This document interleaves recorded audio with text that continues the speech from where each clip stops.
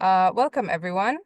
My name is Mira Hämäläinen, and I'm the community manager of the UN Innovation Scaling Group, which is co-hosted by UN Innovation Network and UN Global Pulse. If you're joining us but not part of our group, you can join using the link that will be in the chat later on. Today, we're going to talk about a very, very timely and important topic. We're going to talk about foresight approaches for innovation. And the session will not be facilitated by me. It will be facilitated by my lovely colleagues from UN Global Pulse, Marius, Tiina, Minke, and Antonella. But before I hand it over to them, I have just a few quick notes. Please feel free to introduce yourself in the chats. We will be recording the two first sections of this meeting, so that will be about an hour. The 30 minutes that we will use for a more workshop-style session will not be recorded, and we will share everything, all of the materials and resources named in this session later on. During the session, please feel free to ask any questions in the chat. The facilitating team will be answering all of your questions in the chat. There won't be a separate Q&A session.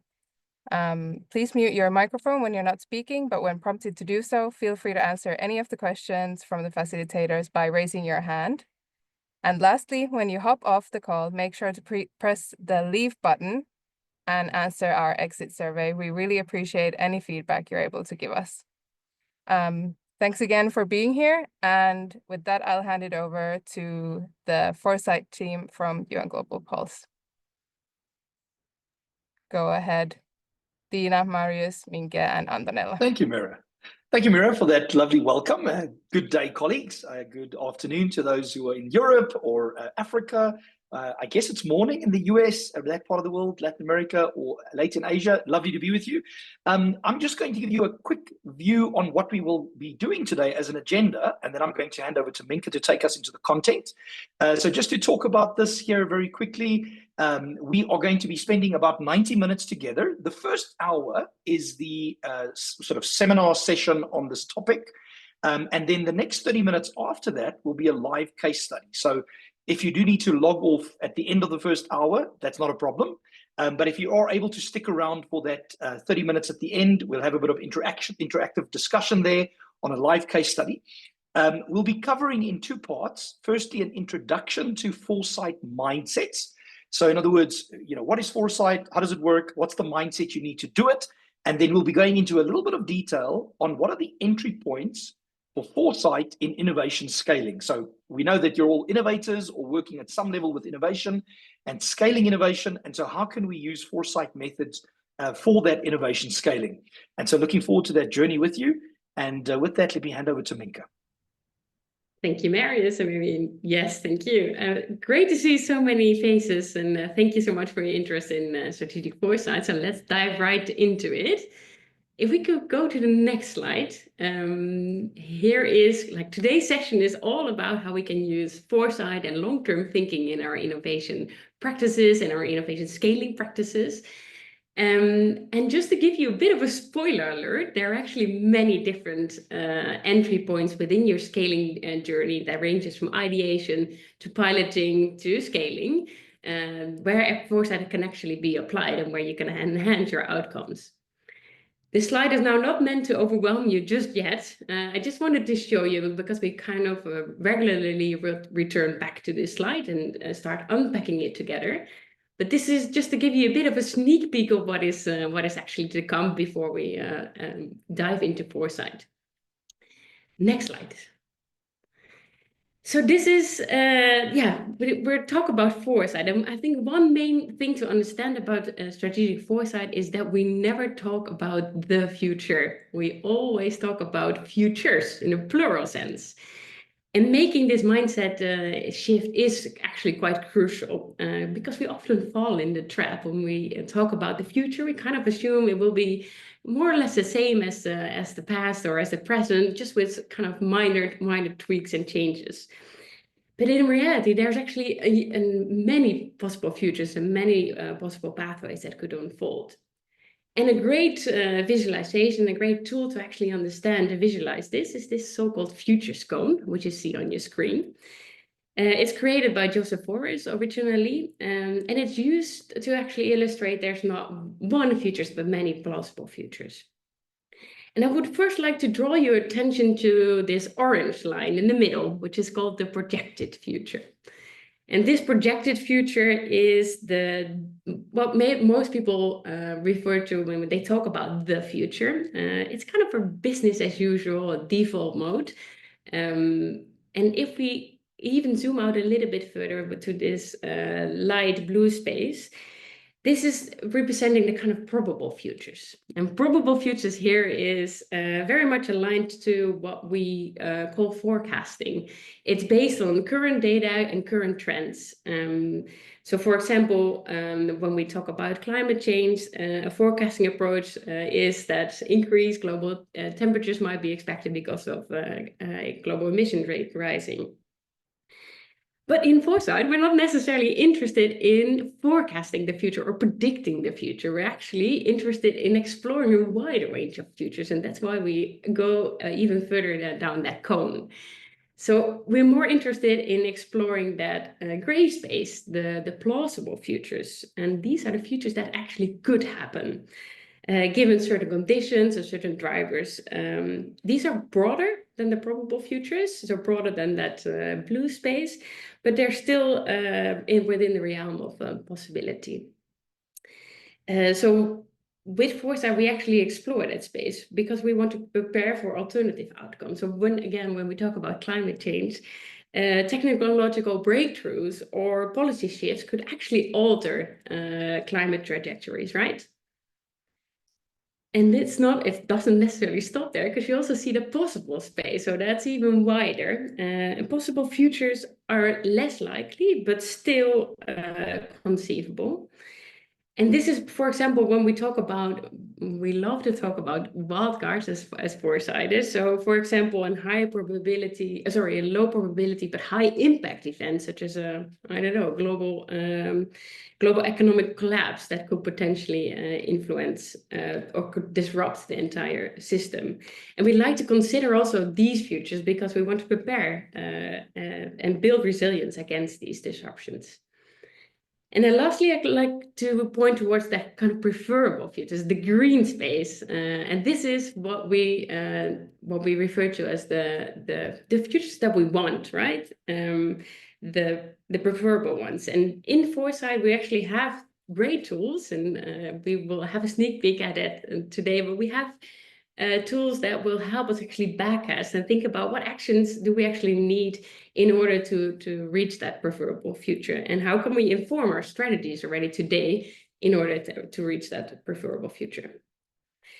And now you might ask, we stay here for a little bit. You might actually ask, why is this relevant for us as innovators?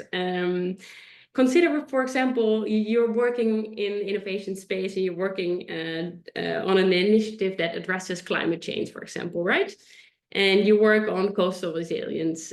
You build seawalls, for example. And when you only use forecasting approaches, so kind of that predictive analytics approaches, then you might build your plan on kind of this singular idea of the future that in 2050 sea levels will rise to a certain amount. Right? But in foresight, we actually look at this cone and we think a bit broader. So we also look at these plausible futures. So I don't know, an accelerated sea level rise because the polar ice is melting much quicker than we anticipated. Or more positively, we see a major policy change that actually helps to address the issue, and we see that the sea levels are rising less quickly. So this is in foresight what we'd like to take into account. And what does it tell us about our innovation is that we should maybe be a bit more adaptable, and we need kind of resilient ideas when it comes to that the seawalls that we're building. And when we look at the possible futures, well, things could happen, right? So like a catastrophic flooding because of, I don't know, a very rare geophysical event that could also disrupt our plans. So this is why, and this is how future thinking and foresight actually helps us to kind of systematically think through what could potentially unfold to actually help us prepare and build resilient innovations and strategies. So now indeed to the next slide, just to summarize this really quickly, is that foresight really helps us to support decision-making and action. We have to deal with a lot of, as innovators, like change is constant, uncertainty is constant. But with foresight, we actually have this tool that can help you address and embrace some of this uncertainty and actually start preparing for the many futures that could unfold, and helps you to also understand the complex systems that we have to deal with. And just to throw one definition at you, I promise this is the only definition that we throw in today, and this is not the definition, acknowledging there's many different definitions of foresight, but this is one we borrow from the DCO Foresight Guide, and that actually reads, foresight is an approach for systematically thinking and acting in a long-term and anticipatory way on the conditions of uncertainty. And what I really like about this definition is that it's highlighting systematically.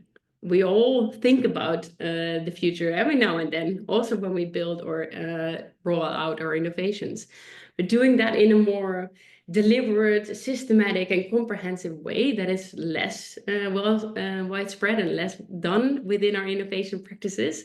So in foresight, we actually take this more systematic and have methods that can actually help you structure to do this. And another thing I like about this definition is that it's also about acting. It's not only about thinking about the future, but also about acting. Because one key thing about foresight is that we actually think that we can influence the future, and that our actions, but also our inactions matter, and they influence the course of action. So foresight is not only about thinking in different futures, but also preparing, planning upon it, and making better decisions. All right. Now I invite you, after this very short introduction about the what of foresight, to actually reflect a little bit of how you feel about the future. How do you relate to the future? So a poll question will be launched in a bit. Give them 1 second, and it will basically ask you 2 questions. So how do you feel about the future? Do you either feel negative or positive about the future? And do you feel like you could influence the future? Either yes or no. And I know it's a very binary, singular way of asking, but there is actually a purpose to it. And while answers are dropping in, and thanks for answering, I'll like to pop off already this matrix on the next slide, please.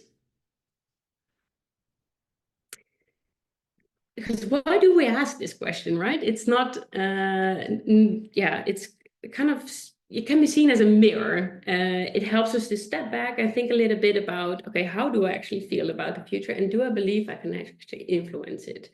And why does this matter? Well, the way we see the future actually affects how open we are to innovations, to change, to long-term thinking. And I'm glad to see, like, I think we're more or less half positive, half negative, but most people actually feel like they can influence the future, and that's a great sign, and then a great starting point actually for today's discussion. Because if you feel like you can actually influence the future, that is, well, I just said it already. That's one of the key features of strategic foresight. We actually feel that we can influence the future, and this is, foresight is a tool to help you think about what actions you can actually take today to influence that future. And there's not necessarily a right or a wrong answer here. It can also change from day to day. And maybe one day when you read the news, you might feel less optimistic than the other day. But it's important to understand and notice where we are, right? Because the mindsets that we have and don't only kind of influence our individually, but also how we act together and how we come together and innovate as a UN system, but also because we actually have a say in shaping it. I will now hand it over to Tiina, and thanks for answering. We'll close the poll for now. Tiina will actually talk you through some of the key mindset shifts that need to happen and have this foresight mindset. So over to Tiina to talk us through that. Thank you so much, Minke, and welcome also on my behalf. It's really, really lovely to be here. So huge thanks for UNIN for hosting us. And we really love doing a bit of a cross-pollination between innovation, scaling, and all across the quintet of change. So very, very happy to be here. And yes, indeed, Minke, thanks for the crash course. You are now all experts in foresight to a certain degree, but we don't stop here. So maybe just to recap on Minke's intro, there are kind of maybe 3 foundational underlying assumptions that foresight has, that there isn't one, but many futures. As a foresighters, we do believe that we can influence the future. And as innovators, and it's so lovely to see the poll, it's a room full of future makers we have here.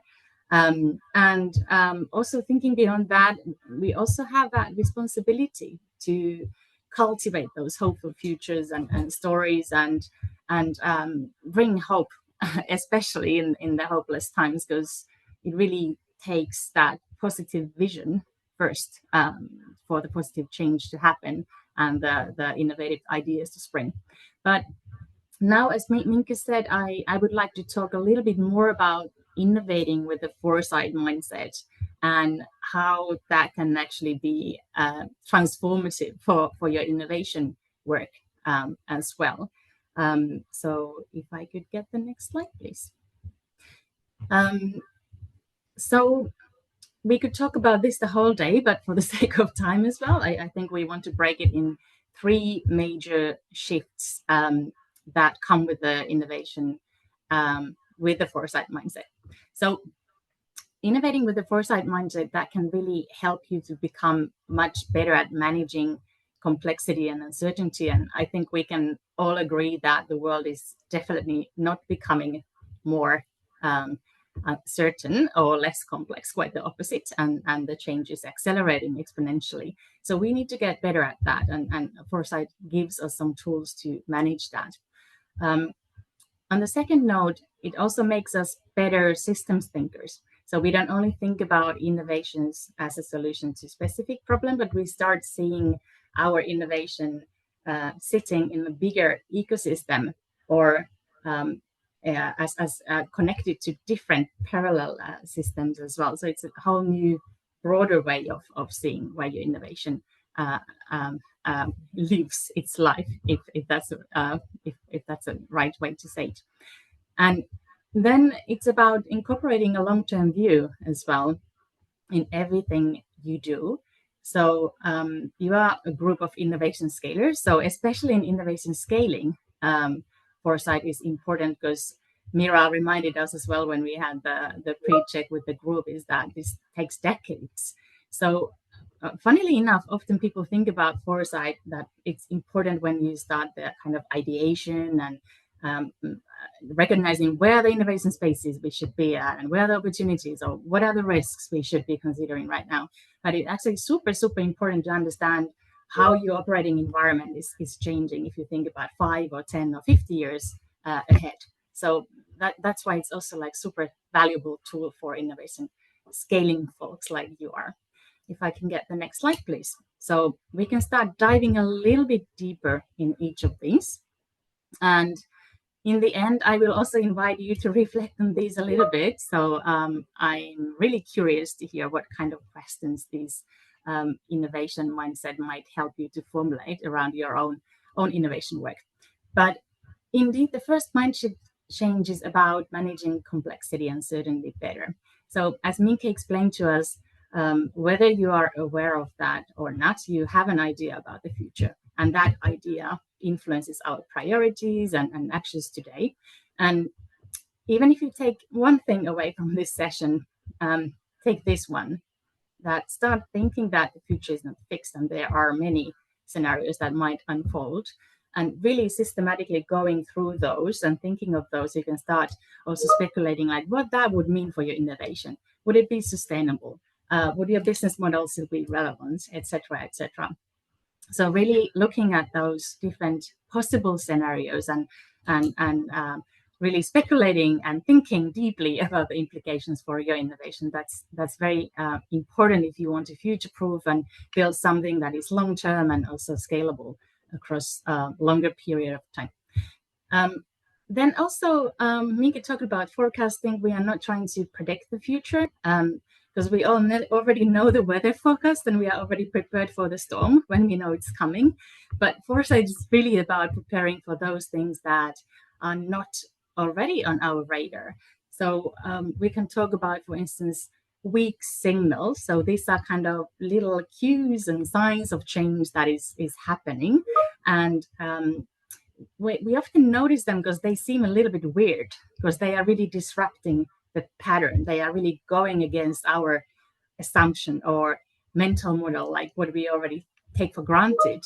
I think yesterday evening I was reading this travel blog from Japan, and it was interesting because in Japan you can rent a friend, you can buy a friend. And I thought that was quite interesting signal in a way that it kind of goes against the whole idea of friendship, like it's not something you can buy. But it's also interesting because these signals often tell something new about how our environment or values or needs are changing. And Japan is, of course, interesting because also they have this aging pyramid, which is very extreme. People are getting older, and also loneliness is an extreme social problem there already. So this kind of cues can really be important, gives out hints like what are the new needs, what are the new values, and how our innovations might be positioned to support those needs. Also, it might be that these signs of change do not become massive, so it just stays anomaly, but nevertheless we are ready always to speculate and are curious about those. And I think this goes well with innovation mindset as well. And of course, it's also important to use foresight to keep on rethinking that what is the problem that your innovation is actually addressing. I'm looking at Minke, who is from the Netherlands. So I often use this example from the Netherlands. You are very clever building houses that float because you are prepared for extreme weather events. And I think this type of thinking is becoming more and more important in other contexts as well with the climate change. So houses and infrastructure is for hundreds of years. So it's not enough to think about that, okay, the house is fine right now, but then you have to also think about what happens when flooding happens or sea level rises going up, etc., etc. So for that innovation, foresight is also very, very important. So you can start future-proofing and kind of developing your innovation with that long-term problem focus as well, and also understand how that is changing. If I can get the next slide, please. I don't know what's happening in the chat, but if you have some questions, I think colleagues are also alert and will be happy to respond. So get the conversation going if there's anything that interests you or triggers your imagination. All right, so Mindset Shift 2 was about applying systems thinking. This is also very, very important because with foresight, we often try to gather a very broad group of people from different sectors, from the different positions, from different cultures, etc. So you really start to engaging in conversations with the partners and individuals you wouldn't necessarily always work with within your industry, for instance. I have maybe a couple of examples from here as well that might be helpful to understand that why this kind of systems thinking is important. I think with systems thinking, you can define it from different perspectives, but maybe one way to look at that from innovation perspective, how it can help innovators, is that how you are solving a specific problem with a different systems lens. So let's think about maybe that climate change and engineering a little bit, because that's already something we touched earlier here. So I guess the convention here is that if you are trying to build infrastructure or like urban solutions to tackle climate change, you would go for the ordinary kind of engineering solutions, concrete seawalls, etc. Kind of the what we call gray infrastructure. But there is quite a lot of research that nature-based solutions are actually much more cheap and effective. It's up to 80% cheaper than gray infrastructure when you're tackling climate change related issues, kind of sea level barriers. So you could think about, instead of sea level kind of building a concrete wall, you could think about cultivating a healthy mangrove ecosystem, kind of this wetlands ecosystem around it. Or there's a great example from China called Sponge Cities Initiative. So they are systematically using this kind of green architecture solutions to tackle stormwater flooding, etc. in the cities. So if you think about your problem from the kind of lens of the conventional system and engineering sector, you might be stuck with the old solutions. But when you start thinking about this from a different system, kind of nature-based solutions, from natural systems perspective, you might develop concretely different and effective and even transformative solutions. So it's really, really important to look at the shift the perspective as well, and also invite and promote this conversation between groups. Maybe in the next workshop, invite people from a completely different industry, so they might really trigger imagination in a whole new ways, and help you think from different systems perspective as well. All right, and I guess as a final point as well, this foresight can also take the collaboration to the next level, and we often do, for instance, visioning exercises take that kind of 50 years, even 100 years in the future view, and imagine a hopeful future in many cases. And that can also be transformative for forging new coalitions for innovation and new collaborations, and really aligning individual innovators against a bigger transformative vision. That also something that not one entity or organization or innovator can achieve, but really forging those connections. All right, I think I still have a few minutes if we're okay with time. So if I can get the slide free, please, Antonella. I think it's one back. All right, thank you so much for that. So final shift, I'm almost done, so I won't bore you much longer. Bear in there, and you will get the floor in a minute. But the final shift is really about shifting from this long-term thinking. And I think this is something that I also highlighted in the beginning, that this is really a fundamental takeaway, as simple as it seems, but that you start, whatever the tool is. Marius will go to the tools in a bit. If you use scenarios or scanning or three horizons or whatever your pick of a tool will be, the whole idea is really to kind of speculate about different futures and what might happen and what the implications are for your innovation. Really looking beyond that short term. And I also wanted to emphasize here this responsibility which also comes to us as innovators, because our innovators are impacting the future and shaping the future. And we love to talk about this responsibility to future generations as well. And I think the principles have been also mainstreamed in the UN system, and we can learn here from indigenous wisdom as well, and apply principles like the 7th generation principle, for instance, and think about what the implications of our innovation could look like if you think about not just our generation and solving the problems here and now, but a few generations, even 7 generations ahead. So that's also an interesting question to ask. And finally, what foresight also helps you is indeed this holistic view, taking that holistic view, and even thinking about maybe the next era, if you take very, very long views, and what the post-Anthropocene, what this kind of human, what might happen after the human-centric era, when human influence is really dominating on the planet and planetary health, and how your innovations could also help us move to that better place, I might say, because not everything we are doing here has a positive impact, where this planetary health and human health are in balance.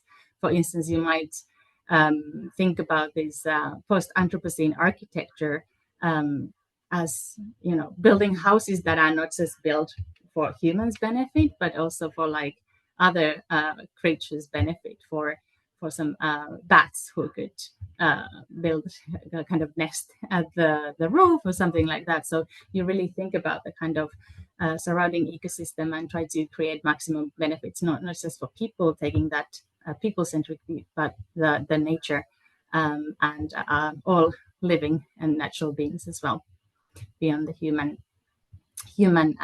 community.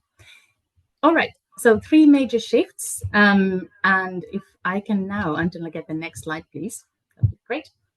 And you have the chat here, and I would now like you to reflect a little bit on the innovation mindset shifts and what kind of new questions this practicing the foresight mindset might make you ask. You can pop these in the chat, whatever comes to your mind. If you think about incorporating a long-term view, what kind of questions you might ask about innovations, or if you think about applying for systems thinking, what about that, or like the managing complexity and uncertainty as well. Like I hope this was a really quick intro, but I hope it really sparks your imagination a little bit to start asking new questions, because that's all about practicing the foresight mindset. But I think for the sake of time, we can continue the discussion on the chat, and I will now hand it to Marius, who will get to the beef of the session. So over to you, Marius. Thanks. Thank you, Tiina, and thank you, Minke, for that introduction. I like that analogy, get to the beef, but it feels like maybe we've had the dessert first, right? All the sort of interesting bits. We'll see what happens in the rest of the session. And we had the starter maybe. So colleagues, you obviously joined this UNIN session on foresight in innovation for a reason. And so we're really interested in understanding how you think you might be able to use foresight and where foresight can plug into your existing work. That's really the purpose of the session, right? So as I share with you a little bit about the methods of foresight, we're going to be thinking about how we use that as a plug-in to the things that you are trying to do in the real world. And so please do keep putting comments in the chat. I see there Patricia saying a foresight mindset will make me think if innovation I'm working on is still relevant in 10 years. Absolutely right. It is about, if you think through that cone that Minke was showing, can we shape the innovation to be relevant in the future? Cecile, main question for me, mapping out the much more localized, nationalized future funding ecosystem. That's interesting, right? So the foresight there is not about the innovation itself. It's about the enabling factors, the context, the funding for that innovation. So that's super interesting. And there could be many other applications. So please do pop those into the chat, and we will come back to some of those and see if we can work with them a little bit. So I want to start quickly by talking about this innovation scaling process. So this is not, as Minke was saying, this is not the process. There are many ways of doing this, but typically when we're saying we're scaling innovation, we're going from ideation, research, and testing through to that transition to scale and then the act of scaling. So in other words, the innovation will need a scaling strategy. And so if we're going to develop a scaling strategy for our innovation, what are the ways that foresight can help us do that well? What we've done here on this slide is to list 14 different entry points for foresight. And there are many others, but these are some of the sort of obvious ones that if you were saying, look, in the month of May, I'm going to take my innovation and apply a foresight exercise to it. Where do I start? Those entry points at the bottom are a good place to start. And you can see that they map onto the innovation process. So step one, as you are ideating, you have an opportunity to explore the future more broadly, to have a feedback loop and say, well, is my idea robust? Can I reframe it? Can I refine it? A little bit like what Tiina was explaining about reframing your understanding of your idea. Once you've done that and you get into the research and the framing of your innovation, foresight can be used to surface your assumptions. So by way of example, if I'm an innovator and I have a pen and I want to invent a better pen, and I focus on the use of the pen as it is, which is something that a human holds, my innovation is going to be quite linear given the object. But if I reframe that and I say, well, the act of writing is not something that humans do. It's now something that machines do. Artificial intelligence does it. Computers do it. What is the pen of the future? In other words, what is the pen in a world of big data, machine learning? And maybe there's an algorithm, which is sort of a generative text creating algorithm that could be invented. Now my innovation is completely different, right? Because my assumptions have shifted. And so foresight has the ability to help us to do that. It also has the ability to help us stress test. So right at the center of the slide, as one of you was saying in the chat, you want to implement your innovation, you want to scale your innovation, but what if something changes? What if the funder changes their mind? What if the environment changes politically in the country where you're working? And so foresight can be used to do that. In fact, not long ago, we were helping a UN team thinking about the political consequences of the next election. So they're in a particular country, in a part of the world that's quite unstable at times. There's an election coming up. The two parties are highly opposed, very different views of what the future should be. What does that mean for their strategy? And so for your innovation, can you scale your innovation knowing what the stresses might be that come to bear on that innovation? It also helps us to refine our strategy and have resilience, thinking through the different components of our scaling strategy and how they might perform under conditions of change. And then finally, tailoring our innovation on an ongoing basis. And so there are many entry points.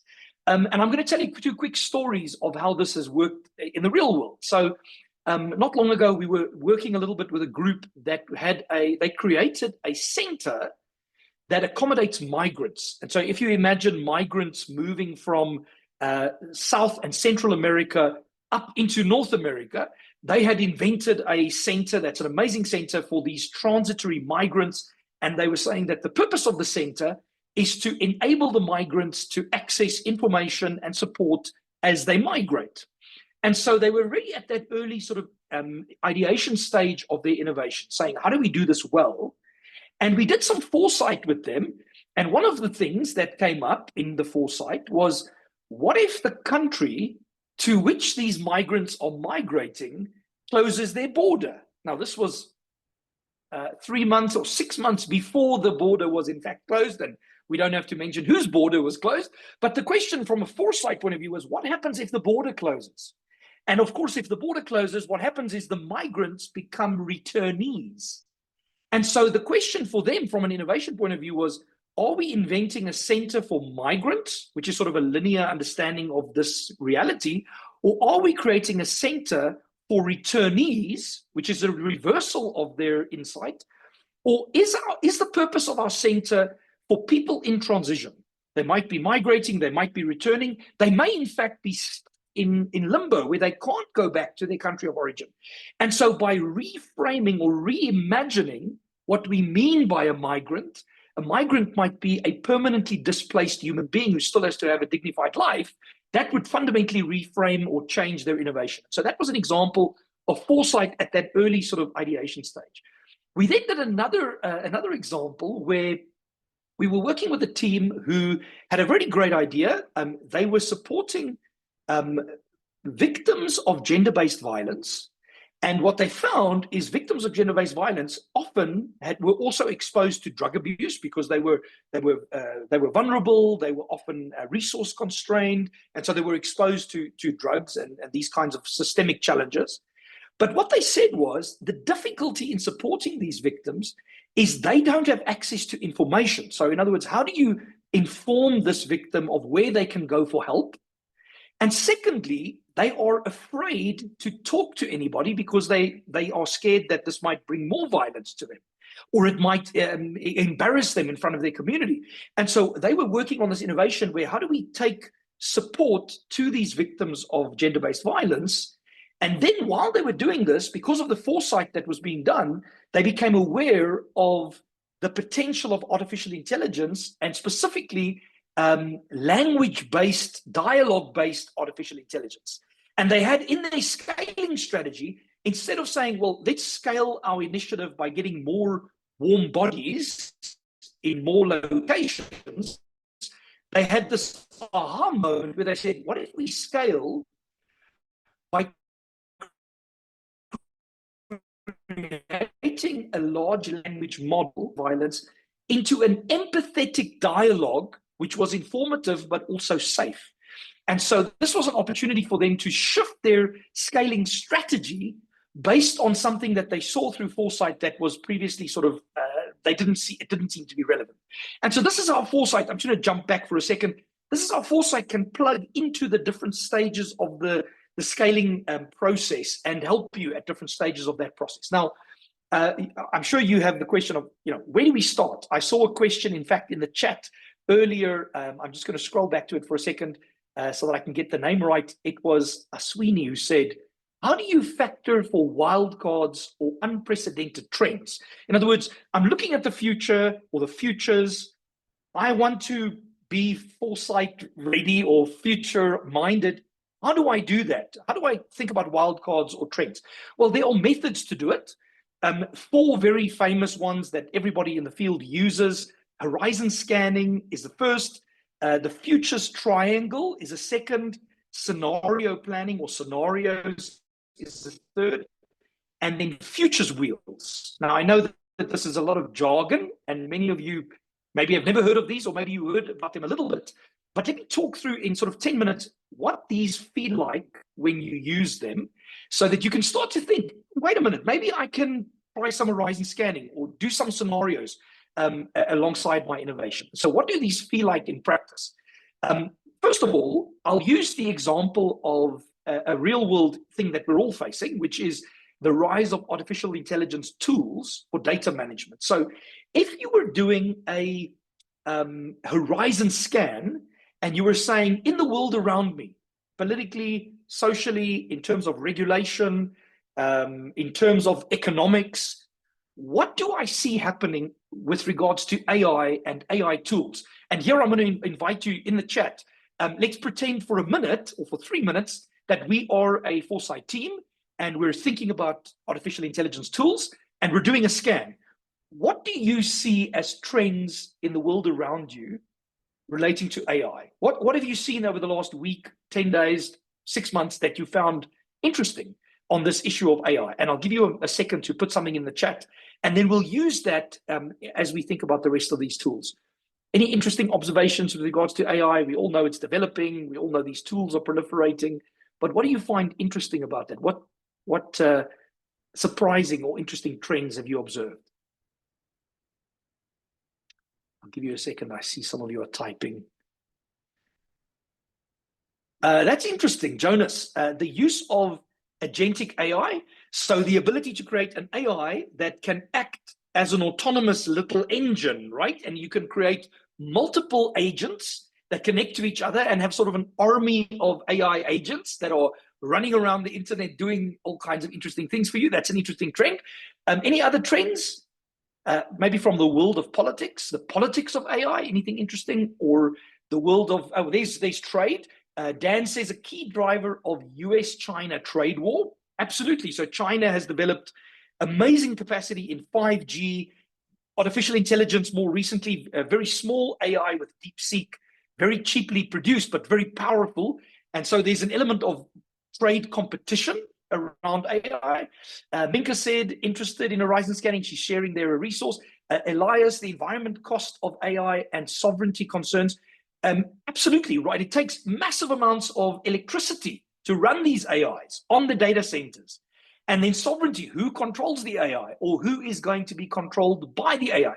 Now, what we've been doing in the last 3 minutes, you and I collectively have been scanning. We've been talking to each other about what we see happening in the world around us.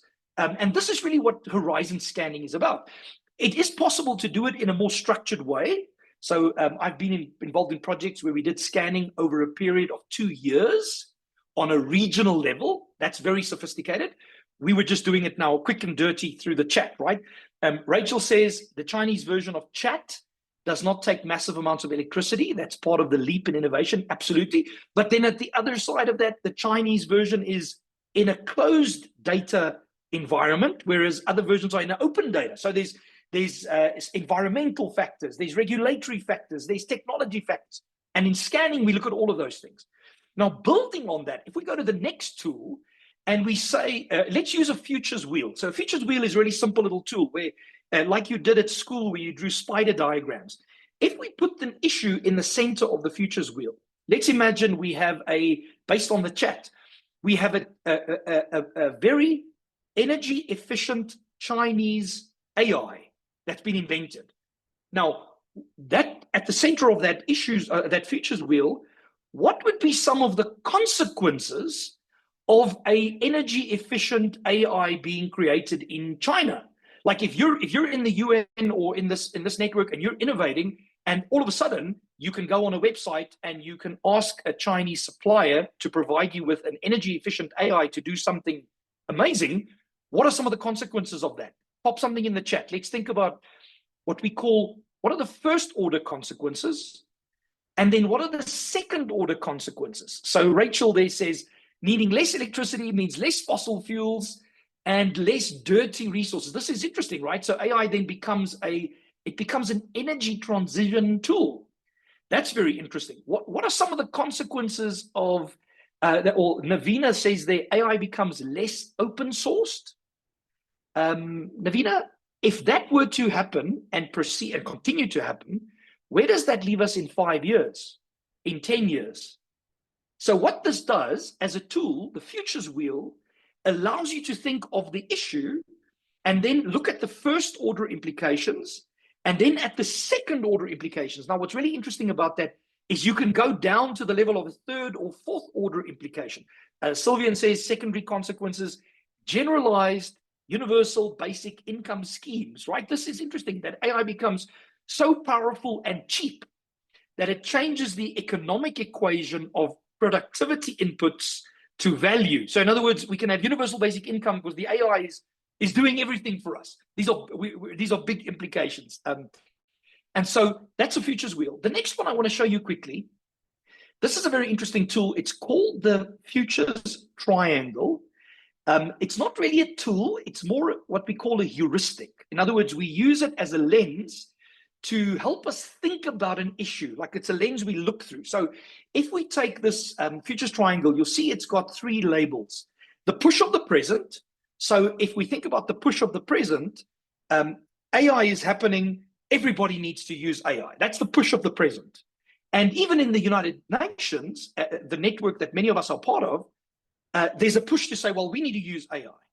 But this push of the present is also bound to what's called the weight of the past. In other words, there's stuff that has previously happened associated with this topic. Sylvian calls it the legacy, right? There's a legacy in the organization. Well, what are some of the legacies associated with that issue?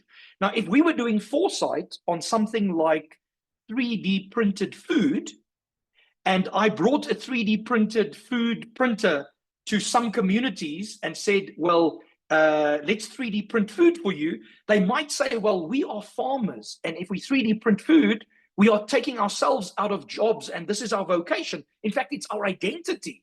So you want to destroy my identity by 3D printing food because I'm a farmer. What happens to me? So we see how the weight of the past shapes the way people think about an innovation.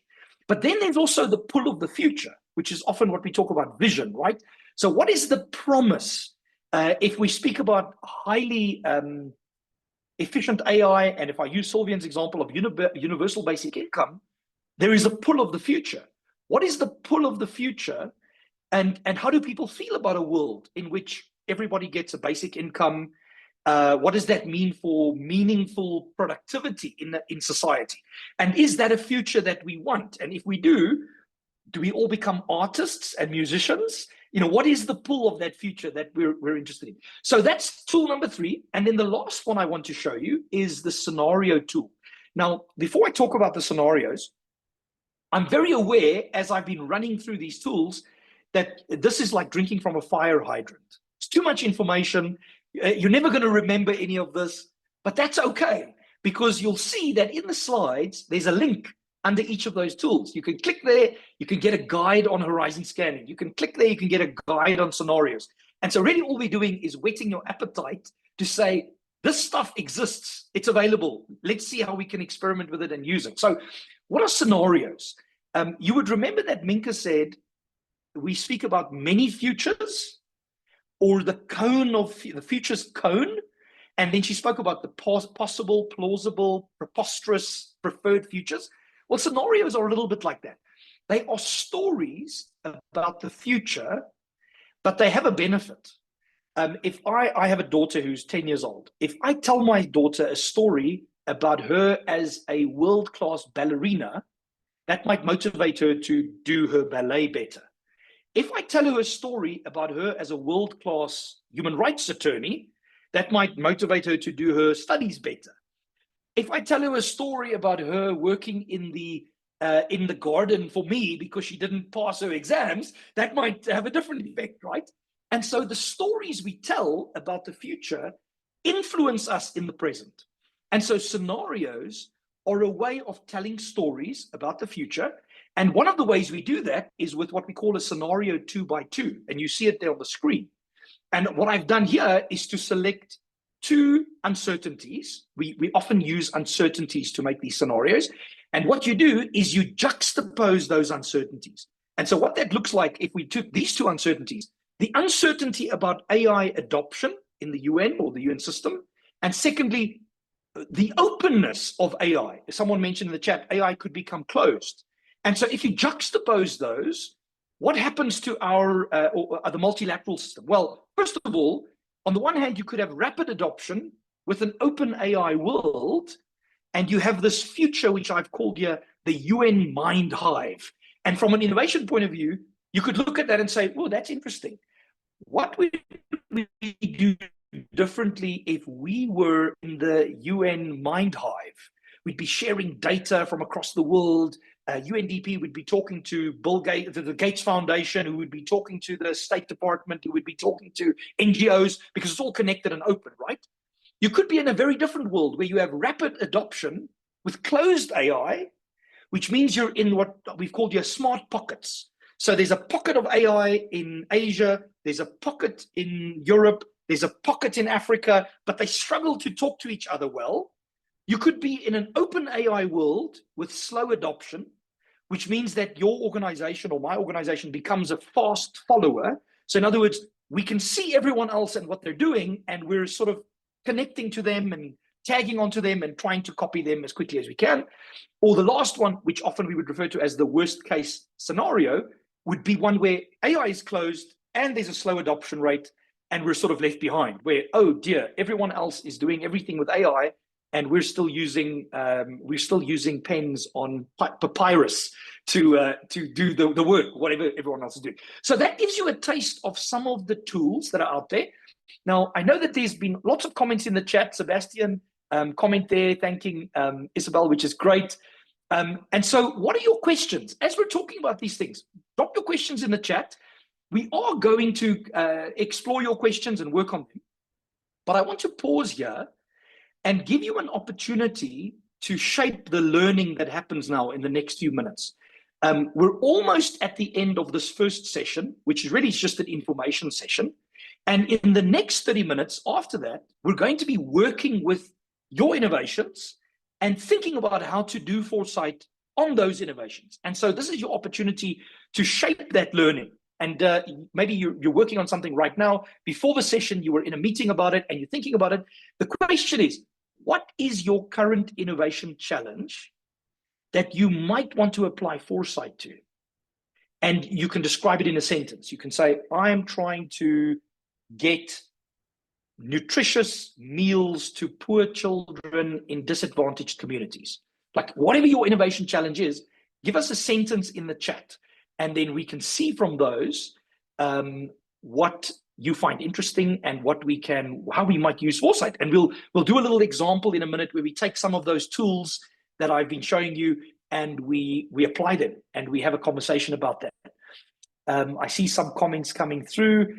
I'm trying to make the manufacturing SMEs in Sweden to be digital. That's a cool one. Commercial with a focus on small and medium-sized enterprises. Stephanie saying, with new technology and scenario, who are the winners and the losers? Do you have any frameworks to help evaluate the benefits and who does not benefit? That's an interesting one, Stephanie. So understanding the costs and benefits and who carries those as a challenge. That's very interesting. I see Christina's got something in the chat there. Improving learning outcomes in government schools. That's interesting. Aswini, let's see who else has here. So if you'd like to keep doing that, I'm going to share one more slide here in a second. And it's this slide here. So there are resources available on Foresight. There's a community, I would estimate, of about 2,500 professional foresight practitioners around the world. They publish papers, they write toolkits, they host seminars and conferences. And of course, some of those are already connected to you.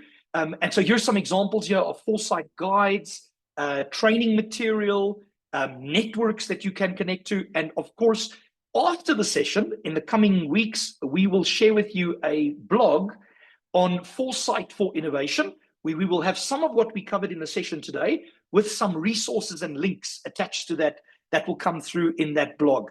And so, colleagues, with that, we are coming to the end of this session, but not the end of our time together. For those who want to stick around, we have another 30 minutes set aside for a live case study.